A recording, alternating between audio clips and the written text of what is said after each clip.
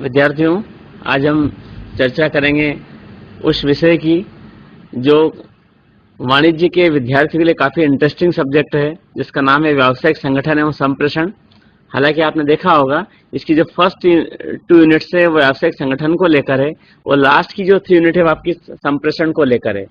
पिछली कक्षा में प्रथम सेमेस्टर में भी आपने एंटरप्रेन्योरशिप सब्जेक्ट के अंतर्गत बहुत संक्षेप में कम्युनिकेशन को पढ़ा है।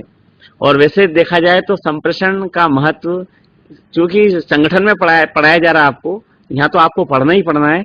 बाकी लाइफ में अगर हम देखें, जब आप ग्रेजुएशन कंप्लीट करने के बाद जब बारी आएगी रोजगार या स्वरोजगार की, तो कहीं ना कहीं हमें अनेक प्रकार के संप्रेषण से, कई लोगों से संप्रेषण आपको करना पड़ेगा। अब जहां तक बात संप्रेषण की आती है, संप्रेषण में 2 प्रकार की जो संप्रेषण आपने देखे होंगे। सिलेबस जो आपका बोल रहा है यूनिट नंबर 4 जो आपकी है, यूनिट 4 में आपको जो नॉन वर्बल कम्युनिकेशन है उसकी हम चर्चा करेंगे, क्योंकि वर्बल कम्युनिकेशन जो आपका था वो आपने इकाई नंबर 3 में देखा होगा, और वर्बल में आपने मौखिक और लिखित जो संप्रेषण है, ओरल और रिटर्न संप्रेषण, उसको विस्तार से पढ़ा होगा। पर एक बहुत बड़ा इंटरेस्टिंग पार्ट इसका ये है कि नॉन वर्बल कम्युनिकेशन है क्या, और नॉन वर्बल कम्युनिकेशन में भी आपको बॉडी लैंग्वेज से लेके बाकी पैरा लैंग्वेज और साइन लैंग्वेज, ये सारी चीजें जो सिलेबस के अंतर्गत, इन सब पे हम संक्षेप में चर्चा करेंगे, क्योंकि ये टॉपिक काफी बड़ा है। यूनिट में काफी डिटेल्स आपको दे रखा है। न केवल इस इकाई में आपको नॉन वर्बल कम्युनिकेशन पढ़ना है, बल्कि आपको जो बिजनेस कम्युनिकेशन, जो रिटर्न बिजनेस कम्युनिकेशन है, उसमें डिफरेंट टाइप के जो लेटर्स होते हैं वो लेटर्स भी आपको इस इकाई के दौरान पढ़ना है।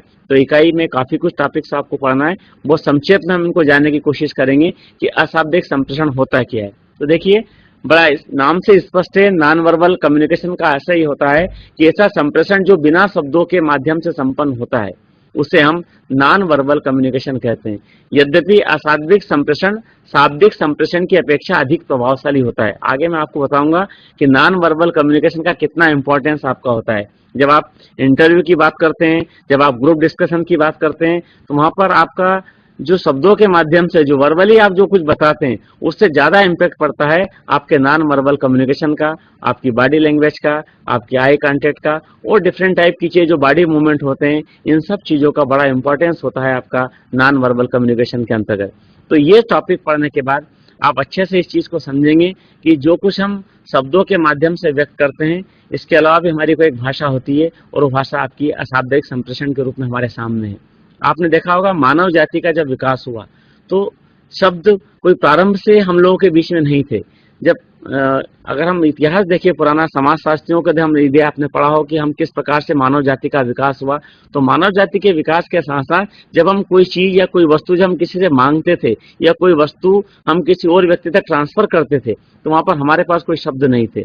हम उन्हें इशारों के माध्यम से या कोई हमारी बॉडी के विभिन्न मूवमेंट्स के माध्यम से बताते थे कि वास्तव में हम चाहते क्या है। आपने देखा होगा, आपको अपने पेरेंट्स ने बताया होगा कि बचपन में आप किस प्रकार से, जब 1 या 2 साल के थे, जब आपको शब्दों का ज्ञान नहीं था, तब आप किस प्रकार से अपनी बॉडी लैंग्वेज के माध्यम से संकेत देते थे। हमने भी वो संकेत दिए, आपने भी दिए, सब इस प्रकार के संकेत अपने लाइफ में देते हैं। तो जब कोई व्यक्ति जब शब्दों को नहीं जानता है, तो निश्चित रूप से उस समय भी वो कोई ना कोई संप्रेषण तो करता है, और वो संप्रेषण आपका नॉन वर्बल ही होता है। तो नॉन वर्बल संप्रेषण की सीधी सी परिभाषा है, जहां पर बिना किसी शब्द का इस्तेमाल किए यदि हम हमारी बात को किसी दूसरे तक पहुंचा देते हैं, हमारे विचार को, हमारे हाव भाव को हम दूसरों तक पहुंचा देते हैं, तो आपका नॉन वर्बल कम्युनिकेशन की श्रेणी में आपका आता है। अब देखिए, नॉन वर्बल में भी सबसे इंपॉर्टेंट आपका होता है बॉडी लैंग्वेज। ये आपके सिलेबस में दिया भी हुआ है। देखिए, अशाब्दिक संप्रेषण का एक विशिष्ट और सबसे महत्वपूर्ण माध्यम यदि कोई है तो आपका बॉडी लैंग्वेज है।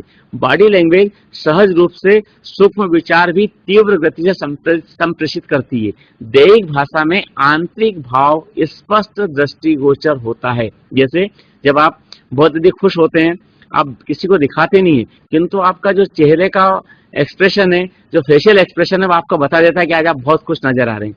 यदि किसी दिन आप तनाव में होते हैं या किसी ने आप गुस्से में होते हैं, तो आपका जो फेशियल एक्सप्रेशन आपको बता देता है कि आज आप गुस्से में हैं, आज या तो आप घर से कुछ लड़ के आए हैं, अपने मित्रों से आज आप झगड़ के आए हैं, या हो सकता है कि आप नाइट में रात को देर रात तक आपने पढ़ाई की हो तो अगले दिन आपको अनईजी महसूस कर रहे हो, तो जब आप अनईजी महसूस करते हैं तो आपकी बॉडी के एक्सप्रेशन से लग जाता है कि आप आज किस स्थिति में। तो निश्चित रूप से अशाब्दिक संप्रेषण का एक बड़ा महत्वपूर्ण रोल होता है। और जब हम किसी की स्पीच सुनते हैं तो स्पीच के साथ साथ जो उनका स्वरों का उतार चढ़ाव होता है, अल्पविराम होता है, इन सब से भी हम बहुत कुछ सीखते हैं, जानते हैं कि वास्तव में जो व्यक्ति अपने बात को किसी दूसरे के सामने रख रहा है वो क्या चाहता है, वो उसके भाव किस प्रकार के हैं। इन चीजों को हम बॉडी लैंग्वेज के माध्यम से बहुत अच्छे तरीके से जान जाते हैं, पहचान जाते हैं। अब देखिए, मनुष्य का जो शारीरिक संचालन है, बॉडी मूवमेंट है, वो आपका मुद्रा, दृष्टि संबंध, आई कांटेक्ट, पिच वेरिएशन, शब्दों का उतार चढ़ाव, इन सारी चीजों से प्रभावित होता है। और ये सारी की सारी चीजें आपकी नॉन वर्बल कम्युनिकेशन के अंतर्गत शामिल होती है। जैसे मैं आपको आई कांटेक्ट की बात बता रहा हूँ। अब अगर हम क्लास में यदि होते हैं और क्लास में यदि आपसे टीचर ने कोई प्रश्न पूछा है, पढ़ाते पढ़ाते उन्होंने पूछ लिया, बताइए इस प्रश्न का उत्तर क्या होगा, तो वास्तव में जो छात्र उस प्रश्न का उत्तर देने में इंटरेस्ट रखता है वो तो डेफिनेटली टीचर से आंख मिलाकर बात करेगा, आई कांटेक्ट बनाकर बात करेगा।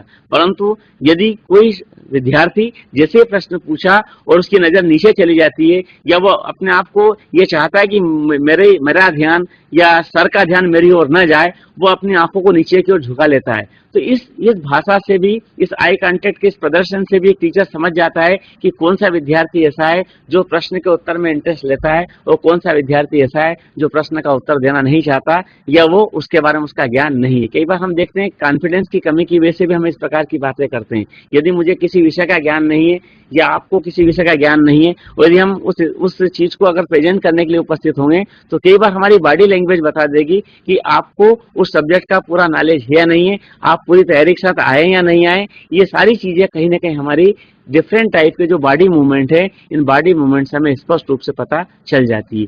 तो निश्चित रूप से इस भाषा का बड़ा इंपॉर्टेंस है। ये अपनी बात को प्रभावी ढंग से प्रस्तुत करने का बहुत अच्छा माध्यम भी है। कई बार अशाब्दिक संप्रेषण भी बिना कुछ कहे बहुत सी बातें कहा जाता है। आगे मैं आपको बताऊंगा। आपने देखा होगा गांधी जी के जो 3 मंदिर है, 3 मंदिर वाली जो कहानी है, आपने कई जगह उसको देखा होगा। एक्चुअली में बॉडी लैंग्वेज के 3 महत्वपूर्ण तथ्यों को स्पष्ट करती है। बुरा मत देखो, बुरा मत सुनो, बुरा मत कहो। अब जो वो आपका जो एक्शन है उसका, वो कोई ऐसा नहीं कि कोई शब्दों के माध्यम से वो चीजों को व्यक्त कर रहा है, बाकी वो चित्र जैसे हमारे सामने आता है हम उस चीज को बड़े अच्छे समझ जाते हैं कि वास्तव में ये व्यक्ति मैसेज किस प्रकार का देना चाहता है। तो ये एक प्रकार की अपनी भाषा है और बॉडी लैंग्वेज का निश्चित रूप से आपकी लाइफ में, सभी की लाइफ में बड़ा इंपॉर्टेंस है। पर वो युवा छात्र जो स्वयं का रोजगार करना चाहते हैं, किसी जॉब में जाना चाहते हैं, जॉब में जाने के पहले भी अगर आप देखेंगे कि हमें बताया जाता है कि हमारा कम्युनिकेशन हम किस प्रकार का रखें, हमें किस प्रकार से अपनी भाषा पर कंट्रोल रखना है, किस प्रकार से अपनी बॉडी लैंग्वेज को कंट्रोल करके इस प्रकार से प्रदर्शित करना है कि सामने वाले व्यक्ति पर उसका अच्छा इंप्रेशन हो। तो ये सारी चीजें आपको बॉडी लैंग्वेज के अंतर्गत, इस टॉपिक के अंतर्गत आपको पढ़ने को मिलेगी। क्योंकि हमारी यह समय की मर्यादा होती है, अतः बहुत संक्षिप्त में हम उन चीजों को जानने की कोशिश करेंगे जिनसे पता लगता है कि हम किस प्रकार की बॉडी लैंग्वेज से क्या संदेश किसी अन्य व्यक्ति को देना चाहते हैं। ये जेफ फास्ट ने एक बहुत अच्छी एक शब्द कहे, आप उन शब्दों को, एक एक शब्दों को आप गौर करें कि जब अविश्वास के लिए हमारे द्वारा अपनी भुहों को ऊपर चढ़ाना, यदि हमारी भुहों को ऊपर चढ़ाते हैं इसका मतलब हमें अविश्वास का भाव है, घबराहट है। जब घबराहट है, परेशानी के लिए हम नाक को रगड़ते हैं, मलते हैं। स्वयं को संरक्षित करने के लिए हम अपने हाथों को इस प्रकार से बांध लेते हैं कि ऐसा नहीं कि मुझे फील हो रहा है कि मैं संरक्षित नहीं हूं, मुझ पर कोई अटैक कर रहा है। स्वयं को अलग या पृथक बताने के लिए हम कंधों को उचकाते हैं, कुछ कंधों का इस प्रकार का मूवमेंट करते हैं जिससे भी लगता है कि आप क्या चाहते हैं या आपकी बॉडी किस प्रकार की भाषा व्यक्त करना चाहती है। जब आप किसी व्यक्ति से घनिष्ठता बताते हैं तो उससे आप उसकी आंख से आंख मिलाते हैं, और यदि आप घबराहट के क्षणों में होते हैं तो आप उंगलियों को थपथपाते हैं। विस्मरण के लिए स्वयं के माथे को थप्पड़ या चोट, जैसे कोई चीज हम भूल गए हैं, जब कोई चीज हमें ध्यान नहीं आती तो हम क्या करते हैं, माथे को या हमारे सिर को या हम जोर से इस प्रकार से चोट पहुंचाते हैं, थप्पड़ लगाते हैं। ये सारी की सारी शारीरिक भाषाएं, ये सब शारीरिक भाषाएं बहुत कुछ न बोलते हुए या बिल्कुल न बोलते हुए भी बहुत कुछ कह जाती है। जैसा मैंने भी आपको आई कांटेक्ट के बारे में बताया था, यदि हम आंखों से आंखें मिलाकर यदि बात करते हैं इसका मतलब हम आप में इंटरेस्ट ले रहे हैं, हम आपकी बातों को ध्यानपूर्वक सुन रहे हैं, हम आपकी बातों का सही जवाब देने की स्थिति में हैं। यदि हम बाहों को ऊपर चढ़ाते हैं, मतलब मुझे अविश्वास की भावना मेरे मन में घबराहट की भावना मेरे मन में, ये सारी वे चीजें हैं जो अपने आप में शारीरिक भाषा का ही एक पार्ट है। और इन सारी चीजों का बहुत अच्छा प्रभाव अगर आप देखते हैं जब इंटरव्यू का जब सेशन होता है, इंटरव्यू सेशन में ये चीजें बड़ी इंपॉर्टेंट होती है। यदि आप में किसी प्रश्न का उत्तर यदि आपको नहीं आता है तो आपकी बॉडी लैंग्वेज से पता लग जाएगा आप इस विषय के बारे में ज्यादा नहीं जानते हैं, या यदि आप किसी विषय के बारे में बहुत अधिक जानते हैं तो प्रश्न पूरा होने के पहले ही आपके बॉडी लैंग्वेज से लग जाता है कि आप बहुत जल्दी इस प्रश्न का उत्तर देना चाहते हैं, मतलब आपको इस प्रश्न के बारे में कुछ जानकारी है। तो ये कुछ इस प्रकार की बॉडी की अपनी भाषाएं हैं जिनका लाइफ में बड़ा इंपॉर्टेंस होता है। आगे देखिए, किसी संप्रेषण की क्रिया में, यह बड़ी इंपॉर्टेंट चीज है, अधिकांश विद्वानों ने जो शब्द कहा है मैं आपको वही चीज आपके सामने रख रहा हूं। किसी भी संप्रेषण क्रिया में शब्द उस संदेश के 10% अंश को प्रभावित करते हैं। मतलब आपके पास जो मैटर है वो तो आपका केवल 10% होता है, 40% आपकी वॉइस होती है, आपकी आवाज और लय होता है, और 50% भाग आपका बॉडी लैंग्वेज का होता है। मतलब स्पष्ट है कि किसी भी संप्रेषण की प्रक्रिया में लगभग 50% भाग शारीरिक भाषा के प्रभाव की उपस्थिति अनुपस्थिति के संदर्भ में होता है। यदि बॉडी लैंग्वेज यदि आपकी प्रॉपर नहीं है तो आपके पास शब्द कितने ही अच्छे हों, आप उसका इंप्रेशन प्रॉपर तरीके से व्यक्ति पर नहीं जाएगा। यदि आपकी आवाज क्लियर नहीं है, यदि आप सही शब्द में भाषा का इस्तेमाल नहीं कर रहे हैं, आपका लय में यदि आप बात नहीं कर रहे हैं, इसका मतलब स्पष्ट है कि आपके पास कितने अच्छा संदेश है, उस संदेश का इम्पैक्ट सामने वाले व्यक्ति पर बहुत अच्छा पड़ने वाला नहीं है। तो इस प्रकार स्पष्ट है कि जब कोई व्यक्ति कम्युनिकेशन करता है तो मोटे तौर पर हम ये कहेंगे कि 10% तो उसका जो मैटर है, 40% उसको प्रेजेंट करने का उसका तरीका है, वो 50% जब वो अपनी बात को किसी के सामने रखता है तो उसकी बॉडी लैंग्वेज का होता है। तो अब आप फुल अगर हम बात करें, यदि 100 नंबर यदि हम संप्रेषण की बात को यदि हम कहें तो 50% पोर्शन आज की तारीख में केवल और केवल आपका बॉडी लैंग्वेज का होता है। तो ये चीजें अधिकांश विद्वानों ने इसी प्रकार से इन चीजों को व्यक्त किया है। अब आप देखिए बॉडी लैंग्वेज, वो संक्षेप में हम देखेंगे बॉडी लैंग्वेज के प्रकार क्या है। हाव भाव मुद्रा, आप जब कोई बात रखते हैं तो आपका फेशियल एक्सप्रेशन कैसा है, आपके हावभाव कैसे हैं, ये हावभाव आपके पता लग जाते हैं बॉडी लैंग्वेज के माध्यम से। आप अपने हाथ पैर का इस्तेमाल, अपने शरीर के अंगों का इस्तेमाल किस प्रकार से करते हैं। जब कोई चीज जोर से कहना होता है या जब किसी व्यक्ति को हमें डांटना होता है तो हमारा बिल्कुल हमारी लैंग्वेज अलग होती है, और जब हम किसी व्यक्ति को प्यार से प्रेम से किसी चीज को समझाते हैं तो हमारा भाव भंगिमा बिल्कुल हमारी अलग होती है। ठीक इसी प्रकार से अगर हम फेशियल एक्सप्रेशन की बात करें, जब मैंने अभी आपको बताया जब हम बहुत खुश होते हैं हमारा चेहरा बिल्कुल अलग होता है, जब हम टेंशन में होते हैं तो हमारा चेहरा बिल्कुल अलग होता है। हालांकि कोई व्यक्ति बोलता नहीं है परंतु हम उसके फेशियल एक्सप्रेशन से समझ जाते हैं कि व्यक्ति की बॉडी लैंग्वेज क्या बताना चाहती है। ठीक इसी प्रकार से मैंने अभी बताया आपको आई कांटेक्ट, ये भी बॉडी लैंग्वेज का एक पार्ट है। यदि हम आंखों में आंखें मिलाकर किसी से बात करते हैं इसका मतलब हम उस व्यक्ति में इंटरेस्ट ले रहे हैं, हम उसकी बात को ध्यान पर सुन रहे हैं, और न केवल सुन रहे हैं बल्कि हम इस बात के लिए तैयार हैं यदि कोई प्रश्न यदि आएगा तो उस प्रश्न का उत्तर भी हम निश्चित रूप से देने की स्थिति में। इसका मतलब ये है कि आंखों का एक्सप्रेशन, आई कांटेक्ट भी बताता है कि आप किस प्रकार से संदेश को ग्रहण कर रहे हैं। कई बार हम बॉडी को कांटेक्ट करके भी कोई मैसेज देना चाहते हैं, जैसे किसी को हमें बुलाना होता है, इशारा करना होता है, इशारा ना करते उसको हम हाथ से हाथ हिलाते उसके शरीर को स्पर्श करते हैं। इसका मतलब है कि हम उसको कुछ हमारी बॉडी के स्पर्श के माध्यम से कुछ कहना चाहते हैं। ठीक इसी प्रकार से हमारी जो बाह्य आकृति होती है, हमारा जो ड्रेस जो हम बोले वो भी अपने आप में बॉडी लैंग्वेज को एक्सप्रेस करता है। कई बार हम क्या करते हैं, किसी चीज पर हम चुप्पी साध लेते हैं, हम कुछ नहीं बोलते हैं। अब मान लीजिए कोई व्यक्ति आपके बारे में कुछ बोल रहा है और आप उस बात को ध्यानपूर्वक सुन रहे हैं, चुप्पी बिल्कुल मौन रूप में सुन रहे हैं, इसका मतलब है कि आप मेरी बातों को सीरियसली आप सुन रहे हैं। तो ये एक इसका मतलब हमारा यह भी होता है। तो ये सारी की सारी क्या चीजें आपकी बॉडी लैंग्वेज होती है। मैंने जो बताया इस पर 100% विश्वास मत कीजिएगा, कई बार इनके अर्थ भी बदल जाते हैं, चुप्पी रखने का मतलब भी बदल सकता है, परंतु बड़े तौर पर जो कहा जाता है वो यही कहा जाता है यदि आप किसी बात को, किसी की चीज को, किसी बात को साइलेंटली सुन रहे हैं मतलब आप उसमें इंटरेस्ट ले रहे हैं। कई बार ये भी होता है कि चुप रहने वाला मेरा आप पे ध्यान नहीं, ये भी हो सकता है, परंतु 99% ये होता है कि हम उस चीज को ध्यानपूर्वक सुन रहे हैं। तो ये सारी वे चीजें हैं जो हम हमारी बॉडी के माध्यम से, हमारे मूवमेंट के माध्यम से हम इन सारी चीजों को एक्सप्रेस करते हैं, और ये सारी की सारी चीजें आपकी नॉन वर्बल कम्युनिकेशन के अंतर्गत शामिल होती है। अब जो बॉडी लैंग्वेज है इसके लाभ क्या क्या हो सकते हैं वो संक्षेप में हम जानेंगे। संबंधों का सृजन यदि कोई करता है तो बॉडी लैंग्वेज करता है। जैसे मान लीजिए किसी व्यक्ति की बात बहुत अच्छी लगती है, उसके बॉडी के एक्सप्रेशन से हम किसी चीज को ज्यादा अच्छे से समझ जाते हैं। इसका मतलब क्या है, हमें उसके संबंधों का सृजन हो रहा है, हमारे जो संबंध उससे प्रगाढ़ हो रहे हैं, हम उसकी आंतरिक भावना को समझ रहे हैं, वो अपनी बात को किस रूप में रख रहा है उस चीज को हम अच्छे से समझ जाते हैं। उस चीज का बॉडी लैंग्वेज का हम पर मनोवैज्ञानिक प्रभाव भी पड़ता है। और बॉडी लैंग्वेज का एक सबसे बड़ा इंपॉर्टेंट पहलू है कि इससे स्वस्थ वातावरण का निर्माण भी होता है। जैसे स्माइल, अगर हम हंसते हैं, ये भी हमारी बॉडी लैंग्वेज का एक पार्ट है। किसी ने कहा है कि हंसी तो कई प्रकार की होती है, पर 3 प्रकार की जो हंसी होती है, एक हमारे मन में हम हंसते हैं, दूसरा हमारी एक जिसको हम बोलते हैं अपर हाथ से, जिसको हम बोलते हैं हम ऊपर के दांत दिखाते हैं और हमारा आई कांटेक्ट बना होता है, और तीसरे में हम बड़े जोर से हंसते हैं। तो ये भी क्या है, आपका बॉडी लैंग्वेज को एक्सप्रेस करने का एक तरीका है। तो अगर हम चाहते हैं कि हमारी संस्था में अच्छा वातावरण का निर्माण हो, स्वस्थ वातावरण का निर्माण हो, तो हमें इस प्रकार की बॉडी लैंग्वेज का इस्तेमाल करना पड़ता है। ठीक इसी प्रकार से ये अंतर्निहित भाषा का अर्थ समझने में भी सुविधा होती है, मतलब हम एक दूसरे की भावना को आसानी से समझ जाते हैं बॉडी लैंग्वेज के माध्यम से। जब कोई आदमी किसी चीज को बड़े प्रेम से प्यार से समझाता तो हम समझते हैं कि देखिए कितने स्नेह से हमसे ये बात कर रहा है, देखिए उनका जो फेशियल एक्सप्रेशन है वो किस प्रकार से इन चीजों को एक्सप्रेस कर रहा है।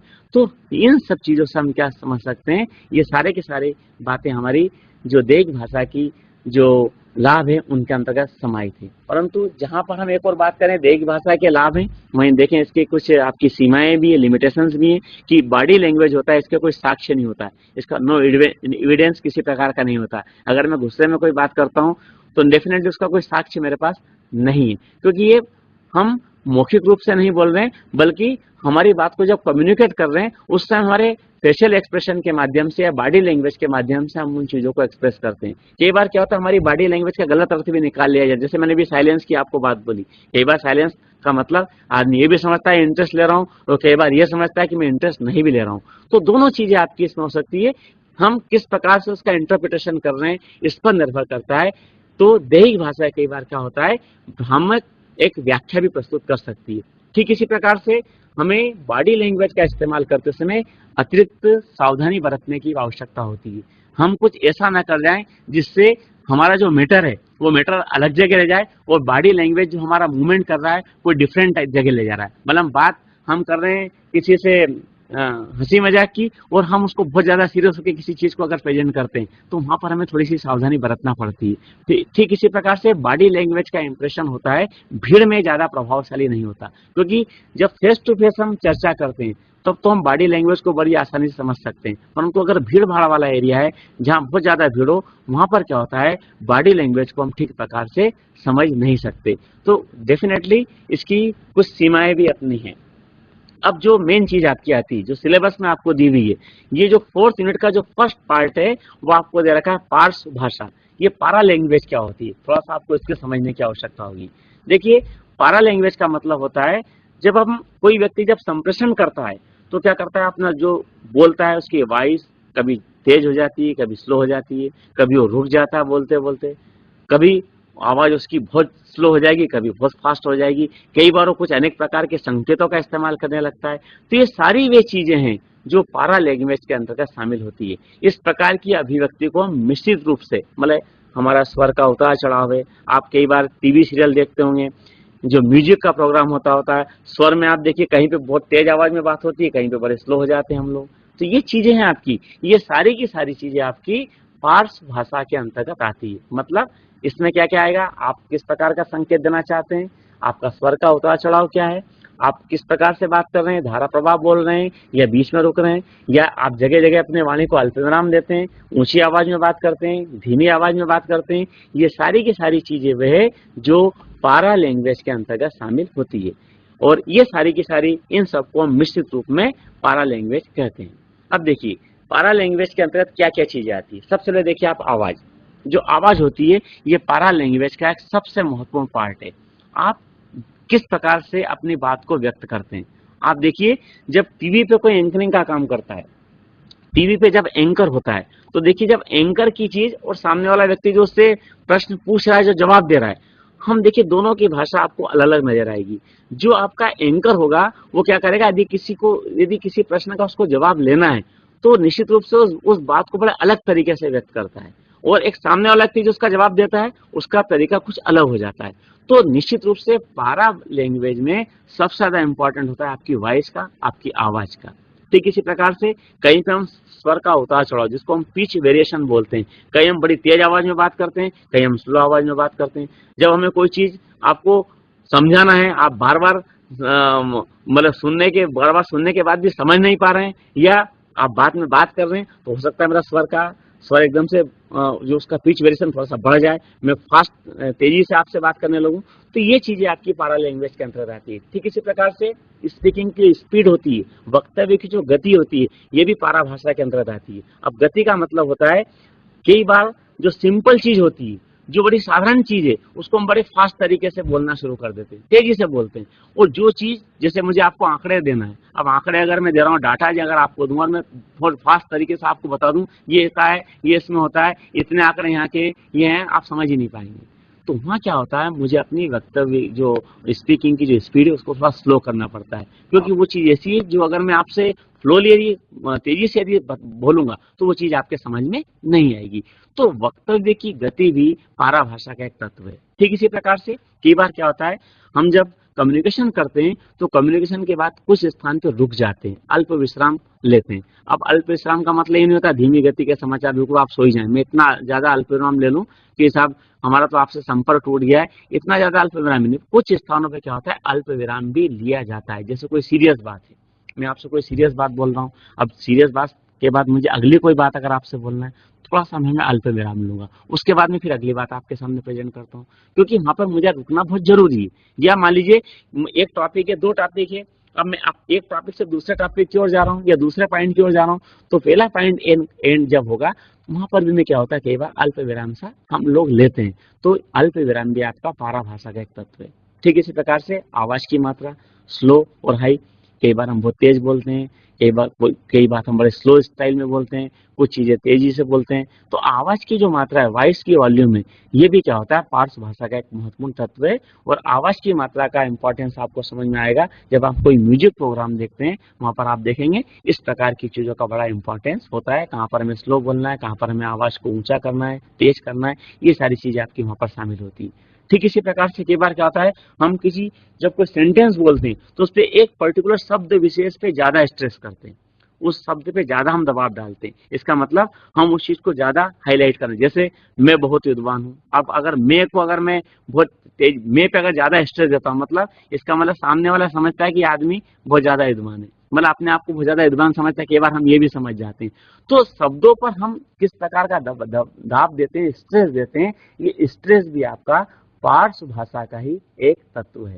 तो ये सारी चीजें आपकी पार्श्व भाषा के श्रेणी के अंतर्गत शामिल होती है। हालांकि आप देखिए स्वर का उतार चढ़ाव, मैं बोल रहा हूँ, आप बोल रहे हैं, आप प्रश्न का जवाब देंगे। अभी जैसे कुछ समय पहले मैंने देखा प्रश्न का जवाब आप दे रहे थे, यदि किसी आदमी को प्रश्न का जवाब सभी को आता है तो हम बड़ी तेज आवाज में बात करते हैं। तो ये क्या होता है, ये एक पार्श्व भाषा का हमारा एक पार्ट है।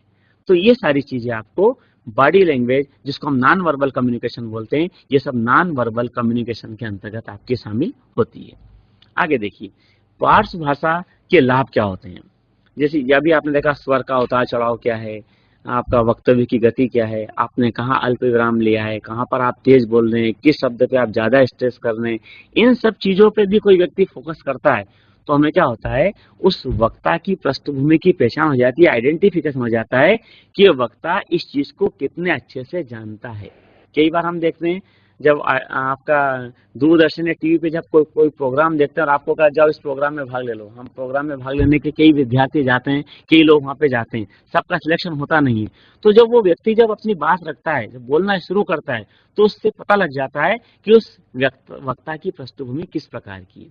ठीक इसी प्रकार से पार्श्व भाषा से हमें यह भी समझ में आता है कि आपका लैंग्वेज की फ्लुएंसी आपकी कैसी है, भाषा का प्रभाव आपका कैसा है। यदि आपको सारा नॉलेज है, आप किसी चीज को बहुत अच्छे से जानते हैं, तो निश्चित रूप से धारा प्रभाव आप चर्चा करेंगे। तो भाषा का प्रभाव हम जान सकते हैं, पार्श्व भाषा को अच्छे से यदि हम जान जाएं तो हम ये भी समझ सकते हैं कि इससे क्या होगा, आपका लैंग्वेज की फ्लुएंसी आपकी बनी रहेगी।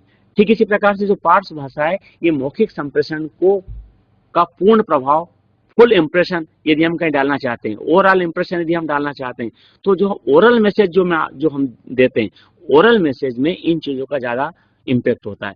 हम रिटर्न में यदि कोई कम्युनिकेशन करते हैं, वहां पर स्वर का उतार चढ़ाव और धीमा बोलना, स्लो बोलना, रुकना, अल्पविराम, इन चीजों का इंपॉर्टेंस वहां नहीं होता।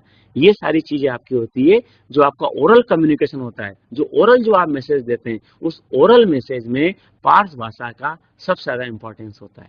ठीक इसी प्रकार से ग्राहकों को अट्रैक्ट करने का भी बहुत अच्छा माध्यम पार्श्व भाषा है। जैसे कहाँ रुकना है, कहाँ तेज बोलना है, कौन सी चीज पे ज्यादा स्ट्रेस करना है, कौन सी चीज, जैसे जैसे कई बार आपसे हमारे सब लोग टीचर क्लास में बोलते होंगे ये ज्यादा टिपिकल है, इस पे ज्यादा ध्यान देना, मैं इसको 4 बार 2 बार रिपीट कर रहा हूँ, मतलब शब्द पर हम स्ट्रेस दे रहे हैं। जब हम किसी चीज को आपको समझाना चाहते हैं और हम जानते हैं कि चीज थोड़ी सी टिपिकल है, इस चीज को समझने में थोड़ा सा समय लगेगा, यदि हम इन सारी चीजों का इस्तेमाल पार्श्व भाषा का यदि हम करते हैं तो निश्चित रूप से आप मान के चलना कि जो हमारे ऑडियंस है, उन ऑडियंस का अट्रैक्शन निश्चित रूप से बना रहता है। और हम धारा प्रभाव बोले जा रहे हैं, जहां अल्पविराम लेना हो अल्पविराम भी नहीं ले रहे हैं, जहां पर मुझे कोई चीज रुककर आपको समझाना है या स्लो स्पीड में समझाना है या एक बार उस चीज को रिपीट करना है, यदि ये चीज मैं नहीं कर पाऊं या कोई व्यक्ति नहीं करता है कम्युनिकेशन करने वाला, तो निश्चित रूप से आप मान के चलना कि ऑडियंस पे उसका अच्छा इम्पैक्ट नहीं पड़ता है। तो श्रोताओं को आकर्षित करने के लिए भी पार्श्व भाषा बड़ी इंपॉर्टेंट रखती है। अब देखिए, कुछ पारा लैंग्वेज की अपनी लिमिटेशंस भी है कि पारा language is like a language but not a language, मतलब एक कहा गया है कि लैंग्वेज के समान है किंतु ये लैंग्वेज नहीं है। ये आप मान के चलें, ये इनकम्प्लीट है। ये तो क्या होगा, हम जो मौखिक कम्युनिकेशन करते हैं उस मौखिक कम्युनिकेशन में इस प्रकार की चीजों का इस्तेमाल करते हैं ताकि हमारा संदेश जो व्यक्ति ग्रहण करना चाहता है या जो व्यक्ति उसको सुन रहा है उसको आसानी से समझ जाए, या हम उसको उस रूप में समझा दें जिस रूप में वो उस चीज को समझना चाहता है। तो पारा लैंग्वेज अपने आप में कोई भाषा नहीं है, किंतु इसको हमने एक भाषा मान लिया है। और दूसरी बात है, इसमें एक रूपता का भाव होता है, मतलब यूनिफॉर्मिटी का भाव है। कहीं भी अल्पविराम का मतलब कुछ और होगा, कहीं अल्पविराम का मतलब कुछ और होगा, कहीं पे स्वर का उच्चारण तेज करने का मतलब कुछ और होगा। मतलब ऐसा नहीं कि हर जगह हम इस चीज का इस्तेमाल कर सकते हैं, हर समय इन चीजों का इस्तेमाल नहीं होता है। ये निर्भर करता है हमारा संदेश क्या है, हम किस रूप में संदेश देना चाहते हैं, संदेश देने वाले की पृष्ठभूमि क्या है, संदेश ग्रहण करने वाले की पृष्ठभूमि क्या है, कहाँ पर संदेश दे रहे हैं, इन सारी चीजों के आधार पर हम पार्श्व भाषा के जो डिफरेंट चीजें हैं इन चीजों का हम इस्तेमाल करते हैं। इसका मतलब स्पष्ट है कि हर स्थान पर हर चीज का उपयोग नहीं किया जा सकता। तो ये कुछ पार्श्व भाषा की आपकी सीमाएं भी हैं। आगे देखिए, अब हम आते हैं साइन लैंग्वेज की ओर। बड़ा इंपॉर्टेंट इंटरेस्टिंग चीज है आपकी साइन लैंग्वेज। साइन लैंग्वेज क्या होती है, पहले आप इसको संक्षेप में समझ लें, फिर आप आगे इससे बात करेंगे।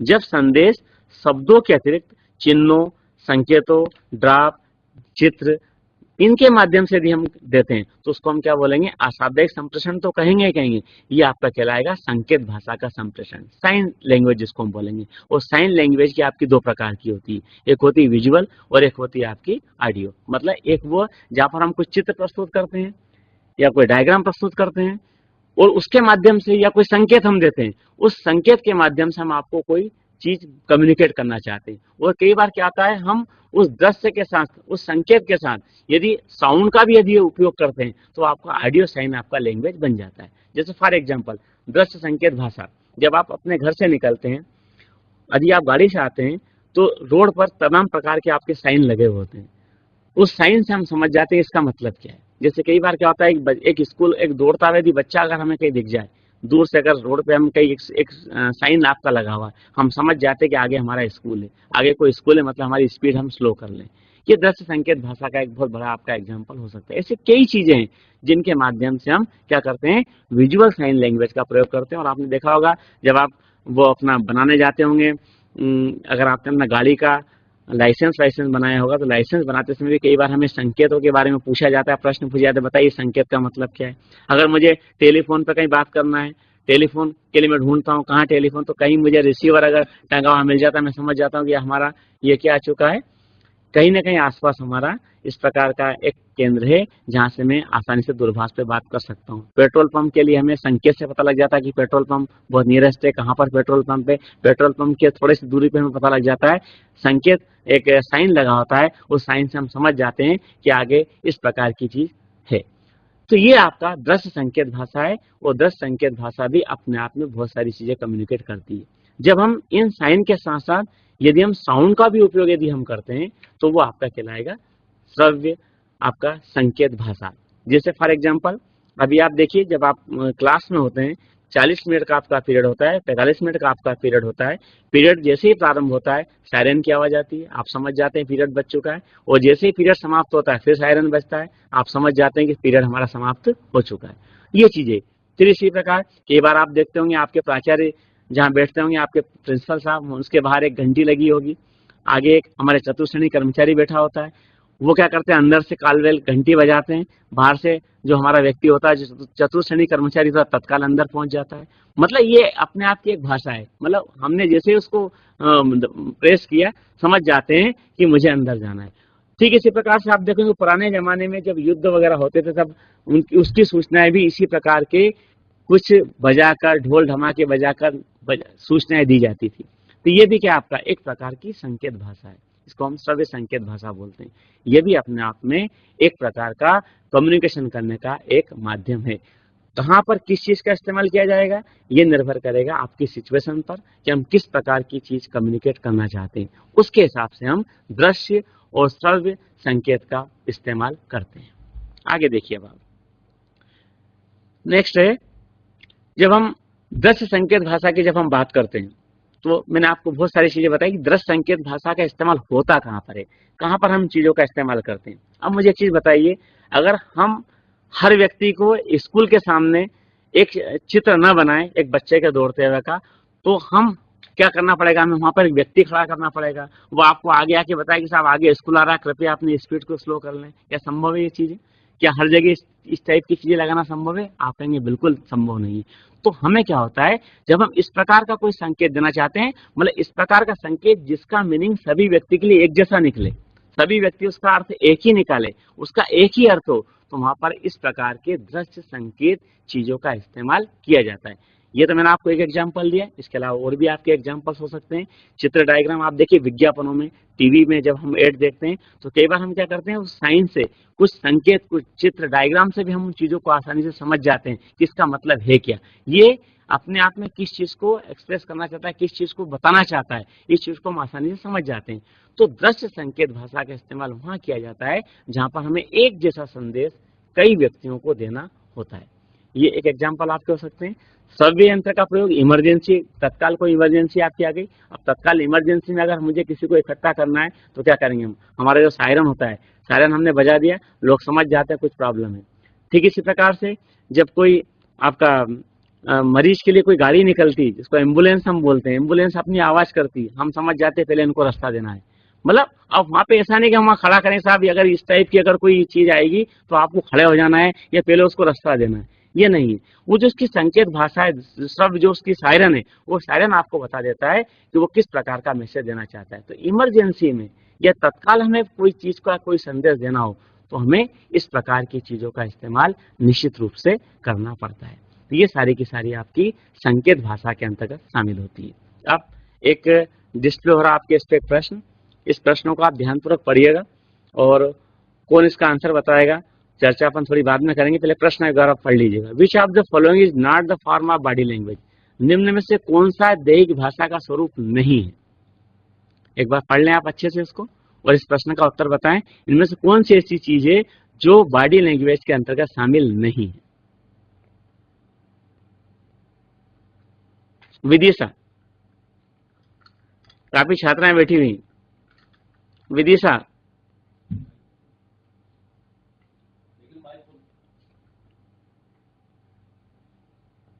हाँ बोलिए।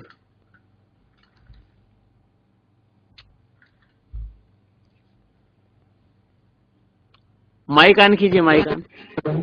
यस यस, बोलिए बोलिए, माइक ऑन कीजिए, माइक ऑन। प्रॉब्लम है माइक में आपके, चलिए बोलिए बोलिए। मौखिक, क्यों, ऐसा क्यों, क्योंकि रीजन बताएं इसका, सर कारण बताएं इसका। मुंह से बोलते हैं सर, वो हवा में नहीं क्योंकि सर ये ना मौखिक जो वो आता है ना ओरल, वो मतलब बोल के कहा जाता है। नहीं तो मौखिक में क्या होता है, मौखिक अगर हम भाषा का इस्तेमाल करते हैं उसमें शब्दों का प्रयोग होता है या नहीं होता है। होता है शब्दों का प्रयोग। होता है। अगर उसमें शब्द का प्रयोग है, इसका मतलब क्या है, बॉडी लैंग्वेज आपकी नहीं होगी। बाकी आपका फेशियल एक्सप्रेशन, चेहरे का हाव भाव, आपका आई कांटेक्ट और आपका हाव भाव, ये सब किस चीज को व्यक्त करता है, आपकी बॉडी लैंग्वेज को व्यक्त करता है। ठीक है, अभी आप देखिए, मैंने जब प्रश्न पूछा था, इसके उत्तर कई लोग देने के लिए तैयार थे। ठीक है ना, वो उनके कुछ लोगों के बैठने की स्टाइल से लग जाता है कि आप उस प्रश्न का जवाब देने में इंटरेस्ट रखते हैं। अगर आपका आई कांटेक्ट बना, मतलब आप बात को सीरियसली सुन रहे हैं, ये सारी चीजें आपकी बॉडी लैंग्वेज के अंतर्गत शामिल होती है। बैठिए, बहुत अच्छा। ठीक है, आपका कोई प्रश्न हो तो आप जरूर पूछिएगा। और कोई प्रश्न आपका?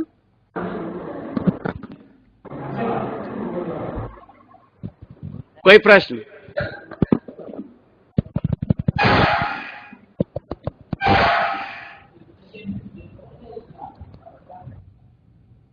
नहीं कोई प्रश्न? चलिए ठीक है, थैंक यू। अगली बार जब एक पार्ट हमारा और होगा, उस पार्ट में आप अपने प्रश्न तैयार रखिएगा।